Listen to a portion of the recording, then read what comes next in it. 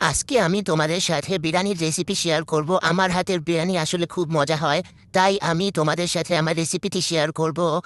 তো কি অবস্থা সবার, কেমন আছেন? আশা করি সবাই ভালো আছেন। আলহামদুলিল্লাহ আমিও ভালো আছি। তো পেঁয়াজগুলোকে ভালোভাবে ব্রাউন করে ভেজে নিলাম।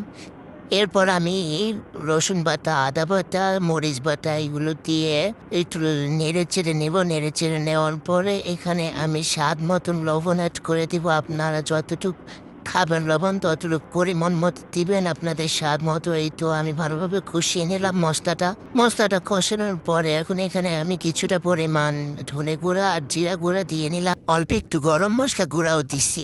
তো এখন আবার একটু ভালোভাবে নেড়ে চেড়ে নিব।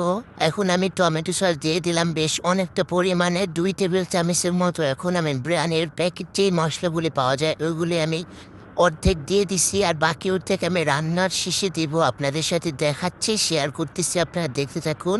এই তো মশলাটা ভালোভাবে কষানো হয়ে গেছে। এখন আমি গরুর মাংসটা দিয়ে দিছি। তো গরুর মাংসের ক্লিপটা আসলে নিতে পারিনি। এখন আমি দুধটা দিয়ে ঢেলে দিলাম। অনেকগুলো দুধ দিয়েছি, বাদাম বাতাও দিয়েছি, কিন্তু আপনার আবার ভুল করে না, আমি দেখাতে ভুলে গেছি। এখন আমি ঢাকনাটা দিয়ে দিচ্ছি।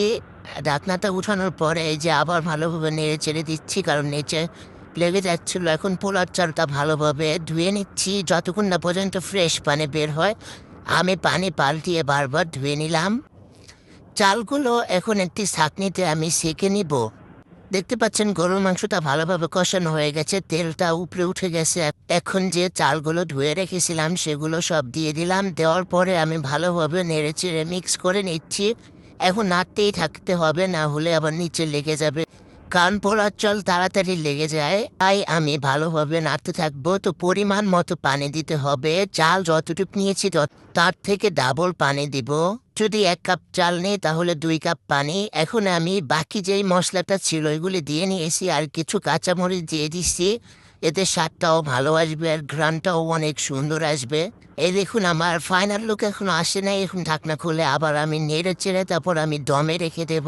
ফাইনালি আমার বিরিয়ানি রান্না করা শেষ। এরকম নতুন নতুন রেসিপি পেতে লাইক, কমেন্ট, শেয়ার দিয়ে পাশে থাকবেন। Thanks for watching. Tata, bye bye, Allah Hafiz.